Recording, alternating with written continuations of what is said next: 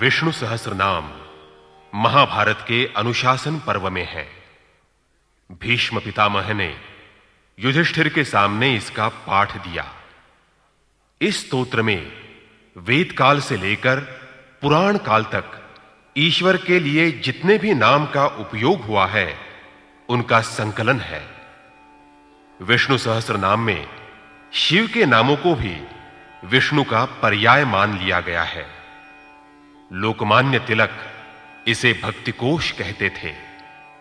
भक्तगण आज भी इस स्तोत्र का नियमित पाठ करते हैं।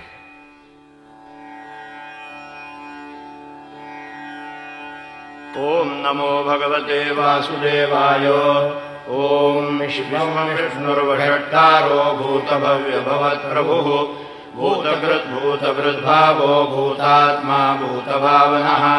भूतात्मा परमात्मा च मुक्तानां परमागतिः अव्ययः पुरुषः साक्षी क्षेत्रज्ञोऽक्षर एव च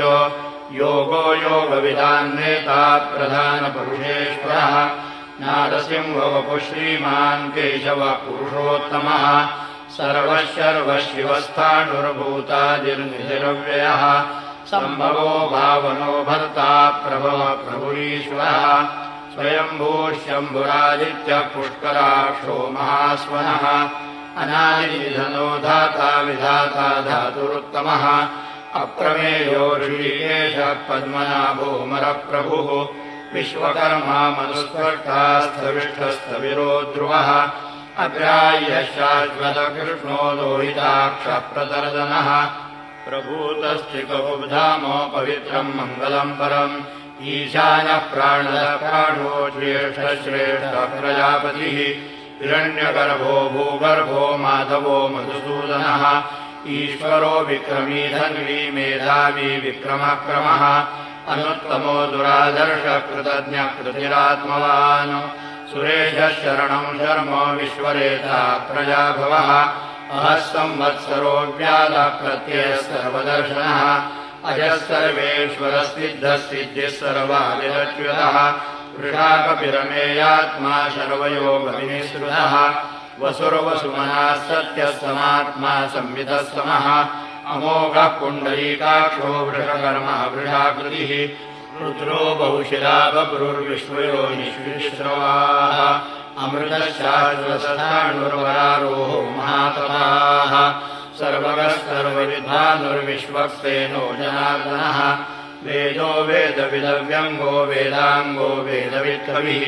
लोकाध्यक्षः सुराध्यक्षो धर्माध्यक्षः कृताकृतः चतुरात्मा चतुर्व्यूहः चतुर्दंशः चतुर्भुजः नाजिष्णुर्भोजनं भोक्ता सहिष्णुर्जगदादिजः अनघो विजयो जेता विश्वयोनिः पुनर्वसुः उपेन्द्रो वामनप्रांशुरमोघश्रुचिरूर्जितः अतीन्द्रः सङ्ग्रहः सर्वो दुरात्मा नियमो यमः वेद्यो वैद्यः सदा योगी वीरः माधवो मधुः अतीन्द्रियो महामायो महोत्साहो महाबलः महाबुद्धिर्महावीर्यो महाशक्तिर्महाद्युतिः अनिर्देश्य वपुः श्रीमानमेयात्मा महादृजृग महेश्वासो महीभर्ता श्रीनिवासः सदाङ्गतिः अनिरुद्धसुरानन्दो गोविन्दो गोविदाम्बतिः मरीचिर्दमनोहंसः सुपर्णो भुजगोत्तमः हिरण्यनाभः सुतपः पद्मनाभः प्रजापतिः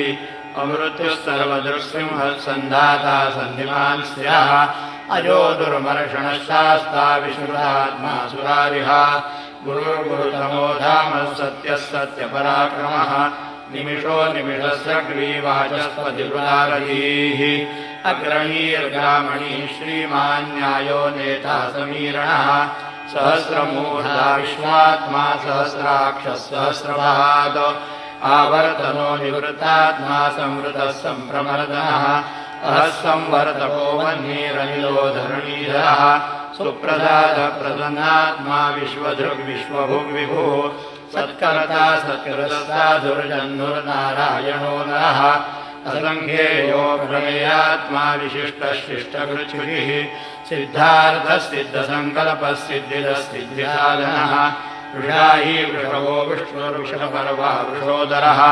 वर्धनो वर्धमानश्च विविक्तश्रुतिसागरः सुभुजो दुर्धरो वाग्मी महेन्द्रो वसुतो वसुः नैकरूपो बृहद्रूपशिविष्टप्रकाशनः ओजस्तेजोद्युतिरः प्रकाशात्मा प्रतापनः वृद्धस्पष्टाक्षरो मन्त्रश्चन्द्रांशुर्भास्करद्युतिः अमृतांशोद्भवो वानुष्यशबिन्दुस्वरेश्वरः औषधं जगतस्तेतुः सत्यधर्मपराक्रमः भूतभव्यभवन्नाथः पवनः पावनो नरः कामः कामकृत्कान्तः कामः कामप्रदप्रभुः युगादिकृद्युगावर्तो नैकमायो महाशनः अदृश्यो व्यक्तरूपश्च सहस्रजितनन्तजितो इष्टो विशिष्टशिष्टेष्टशिखण्डी नहुषो वृषः क्रोधः क्रोधकृत्कर्ता विश्वबाहुर्महीधरः अच्युतः प्रजः प्राणः प्राणदो वासवानुजः अपान्निधिरधिष्ठानमप्रमत्तः प्रतिष्ठितः स्कन्दस्कन्धधरो दुर्यो वरदो वायुवाहनः वासुदेवो बृहद्भानुरादिदेव पुरन्दरः अशोकस्तारणस्तारः शूरः शौरिर्जनेश्वरः अनुकूलश्चदावर्तः पद्मी पद्मनिवेक्षणः पद्मनाभोरविन्दाक्षः पद्मगर्भः शरीरभृत् महर्षिर्वृद्धो वृद्धात्मा महाक्षो गरुडध्वजः अतुलश्चरभो भीमः समयज्ञो हविर्हरिः सर्वलक्षणलक्षण्यो लक्ष्मीवान् समितिञ्जयः इक्षरो रोहितो मार्गो हेतुर्दामोदरः सहः महीधरो महाभागो वेगवान् विदाशनः उद्भवः क्षोणो देवश्रीगर्भः परमेश्वरः करणं कारणं कर्ता विकर्ता गहनो गुहः व्यवसायो व्यवस्थानः संस्थानस्थानदो ध्रुवः परर्धिः परमस्पष्टस्तुष्टः पुष्टः शुभेक्षणः रामो विरामो विरजो मार्गो नेयो नयो नयः वीरशक्तिमतां श्रेष्ठो धर्मो धर्मविदुत्तमः वैकुण्ठः पुरुषः प्राणः प्राणदः प्रणवः पृथुः हिरण्यगर्भश्शत्रुघ्नो व्याप्तो वायुरदोक्षयः ऋतुः सुदर्शनः कालः परमेष्ठी परिग्रहः उग्रः संवत्सरो दक्षो विश्रामो विश्वदक्षिणः विस्तारस्तावरस्थाणो प्रमाणं बीजमव्ययम् अर्थोऽनर्थो महाकोशो महाभोगो महाधनः अनिर्विण्णस्थविष्टो भूर्धर्मयोगो महामहः नक्षत्रनिर्नक्षत्री क्षमः कामः समीहः यज्ञयो महीज्यश्चो कृतस्तत्रं सदाङ्गतिः सर्वदर्शी विमुक्तात्मा सर्वज्ञो ज्ञानमुत्तमम् सुव्रतः सुमुखः सूक्ष्मः सुघोषः सुगतः सुहृतो मनोहरोचितक्रोधो वीरबाहुर्विदारणः स्वापनः स्ववशो व्यापी नैकात्मा नैककर्मकृतो वत्सरो वत्सरो वत्सीरत्नगर्भो धनेश्वरः धर्मगुप्धर्मकृद्धर्मी सदतक्षरमक्षरम् अभिज्ञाता सहस्रांशुर्विधाता कृतलक्षणः गवस्तिनिमिषत्वस्तसिंहो भूतमहेश्वरः आदिदेवो महादेवो देवेशो देवभृद्गुरुः उत्तरो गोपतिर्गोप्ता ज्ञानगम्यः पुरातनः शरीरभूतभृद्गोप्ता कपीन्द्रो भूरिदक्षिणः सोमको मृतवः सोमः पुरुहित् पुरुषोत्तमः विनयोजयस्तरत्यनन्दो दाशारः सात्विकापतिः जीवो जीवितासाक्षी मुकुन्दो मित्रविक्रमः अम्भोनिधिरनन्तात्मा महोदधिषयोऽन्तरः अजो महारस्वाभाव्यो निदामित्रप्रमोदः आनन्दो नन्दो नन्दः सत्यधर्मः त्रिविक्रमः महर्षिः कपिलाचार्यः कृतज्ञो मेदिनीपतिः त्रिपदस्त्रिदशाध्यक्षो महाशृङ्गकृतान्तरतो महावराहो गोविन्दस्वशेन कनकाङ्गदी कुह्यो गभीरो गहनो गुप्तश्चक्रगदाधरः वेदास्वान्मोजितः कृष्णो दृश्यङ्कर्षणोच्युतः वरुणो वारुणो वृक्षः पुष्कराक्षो महामनाः भगवान् भगानन्दी वनमालिहरायुधः आदित्यो ज्योतिरादित्यस्वैष्णोर्गतिसत्तमः सुधन्वाखण्डपरशुरदारुणो द्रविणप्रदः दिवस्पृक्सर्वदृग्व्यासो वाचस्पतिर्योजः त्रिसामासामगस्तामो निर्वाणं भेषजं विषभो सन्न्यासकृत्समश्चान्तो निष्ठाचातिपरायणम् शुभाङ्गश्चान्तः गोहितो गोपतिर्गोप्ता वृषभाक्षो वृषप्रियः अनिवर्ती निवृत्तात्मा संक्षेप्ता क्षेमकृच्छिवः श्रीवत्सवक्षा श्रीवास श्रीमति श्रीमताम्बरः श्रीधश्रीश श्रीनिवास श्रीनिधि श्रीविभावनः श्रीधर श्रीकरश्रेय श्रीमान् लोकत्रयाश्रयः स्वक्षस्वङ्गश्रदानन्दो नन्दिर्ज्योतिर्गणेश्वरः विजितात्मा विधेयात्मा सत्कीर्तिश्चिन्नसंशयः उदीर्णः सर्वतश्चक्षुर्निधश्चास्थिरः भूषयो भूषणो भूतिर्विशोकशोकनाशनः अर्चिष्मानर्जः कुम्भो विशुद्धात्मा विशोधनः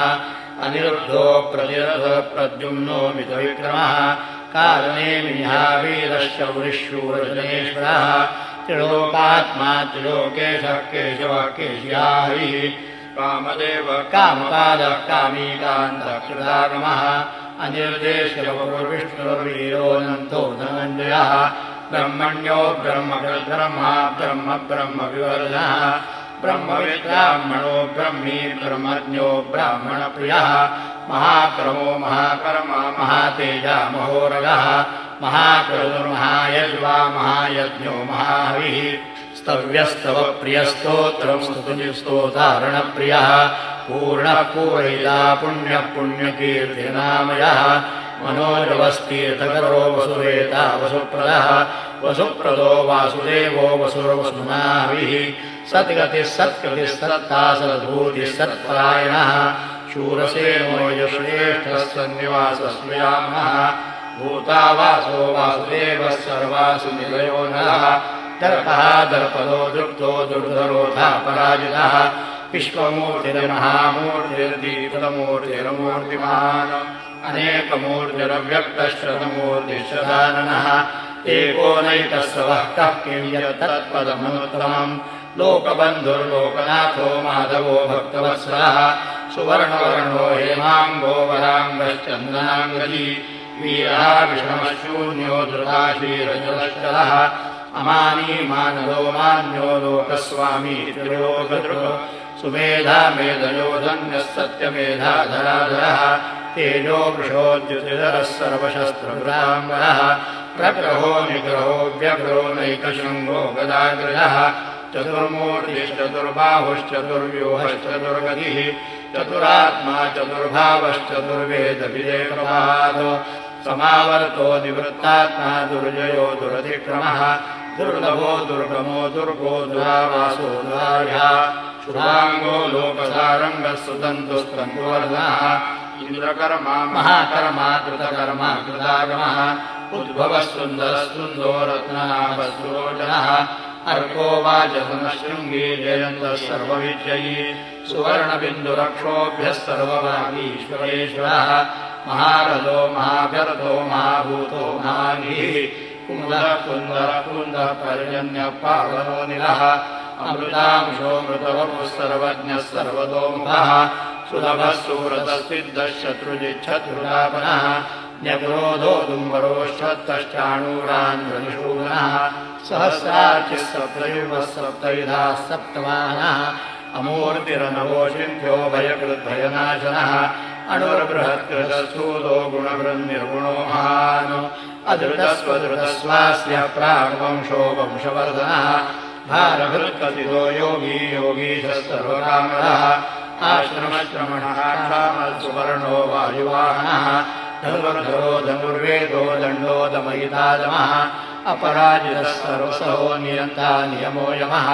सत्त्ववान् सात्विकः सत्यः सत्यधर्मपरायणः अभिप्रायप्रियार्होर्हः प्रियकृत्प्रीतिवर्धनः विहाय सगतिर्ज्योतिर्सुरुचिर्हुतभुग्विभुः रविर्विलोचनः सूर्यः सविता रविलोचनः अनन्तो हुतभुभोक्ता सुहदो निग्रजोग्रहः अनिर्विण्णः स्वरामर्षि लोकाधिष्ठानमद्भुतः सनातनतमः कपिलः कपिलव्ययः स्वस्तिदः स्वस्तिकृस्वस्ति स्वस्तिभुः स्वस्तिदक्षिणः अरौद्रः कुण्डली चक्ली विक्रम्योर्षितशासनः शब्दादिकः शब्दशः श्रीजिरः शर्वरीकरः अक्रूरः केशरो दक्षो दक्षिणः क्षम्याम्बरः विद्वत्तमो वीतवयः पुण्यश्रवणकीर्तनः उत्तारणो दुष्कृत्यः पुण्यो दुःस्वप्ननाशनः वीरः रक्षणस्तन्तो जीवनः पर्यवस्थितः अनन्तरूपोऽनन्तश्रीर्जितमन्निर्भयापहः चतुरस्रो गभीरात्मा विदिशो व्याधिशोजितः अनादिर्भूर्भो लक्ष्मीर्सुवीरोरुचिराङ्गदः जननो जनजन्मादिर्भीमो भीमपराक्रमः आधारनिलयो धाता पुष्पः सप्रजागरः ऊर्ध्वगः सत्पदाचार प्राणदः प्रणवपणः प्रमाणं प्राणनिलय प्राणभृत् प्राणजीवनः तत्त्वं तत्त्वविदेकात्मा जन्ममृत्युजरादिगः ऊर्ध्वस्वस्तरुस्तारस्तपिता प्रपितामहः यज्ञो यज्ञपतिर्यज्वा यज्ञाङ्गो यज्ञवाहनः यज्ञभृत् यज्ञकृत् यज्ञी यज्ञभुवि यज्ञसाधनः यज्ञान्तकृति यज्ञगुह्यो मन्नमन्नादेव च आत्मयो निष्प्रयं जातो वैखानः सामगायनः देवकी नन्दनस्रष्टाक्षिलीश पापनाशनः शङ्खभृन्नन्दकीशक्लीशाङ्गधर्मागदाधरः तथाङ्गपाणिरक्षोभ्यः सर्वप्रहरणायुधः सर्वप्रहरणायुध ॐ नमः।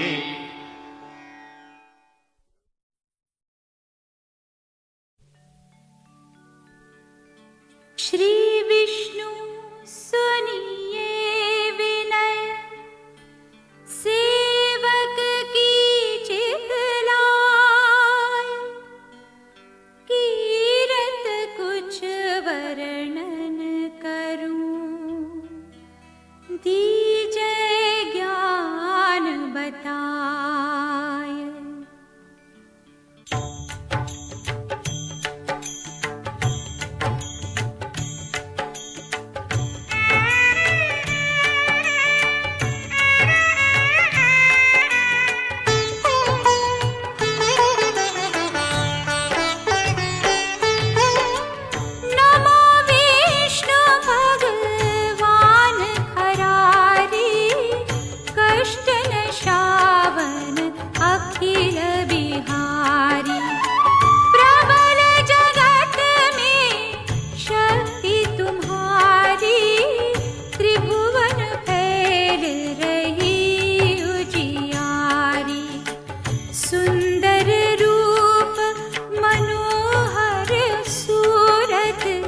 सरल स्वभाव मोहनी मूरत तन पर पीतांबर अति शोभत बैजंती माला मन मोहत।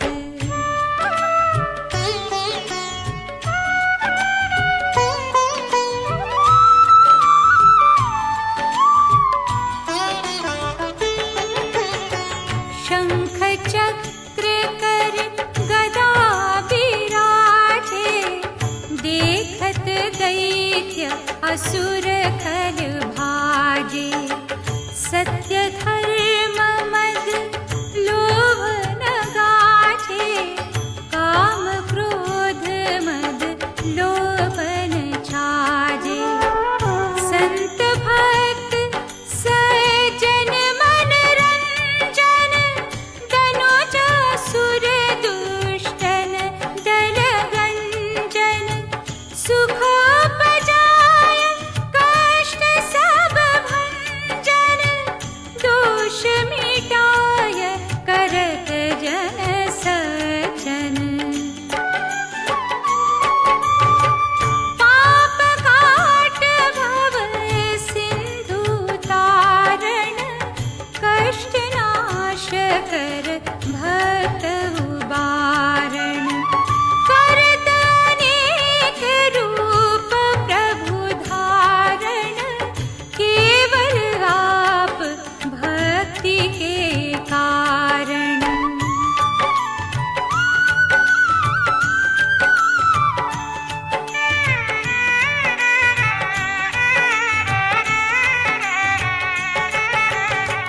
धरणी धेनु बन तुम ही पुकारा तब तुम रूप राम का धारा।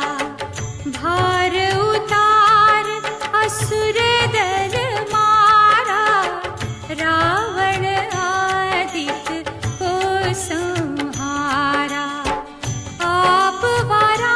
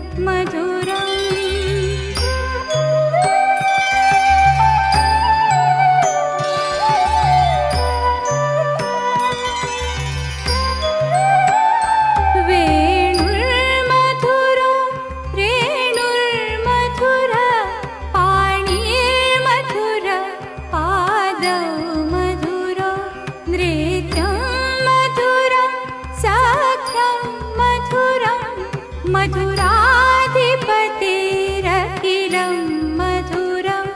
गीतं मधुरं पीतं मधुरं भुक्तं मधुरं सुप्तं मधुरं रूपं मधुरं तिलकं मधुरं मधुराधिपतेरखिलं मधुरम्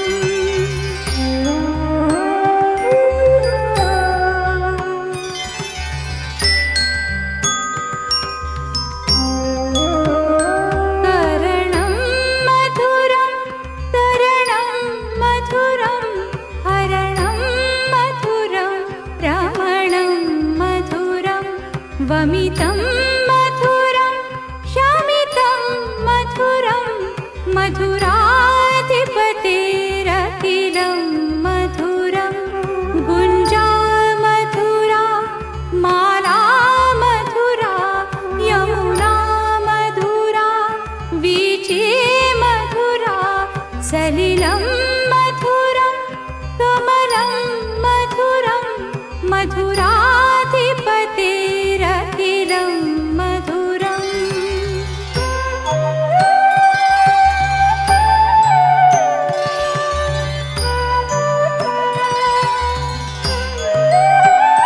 गोपी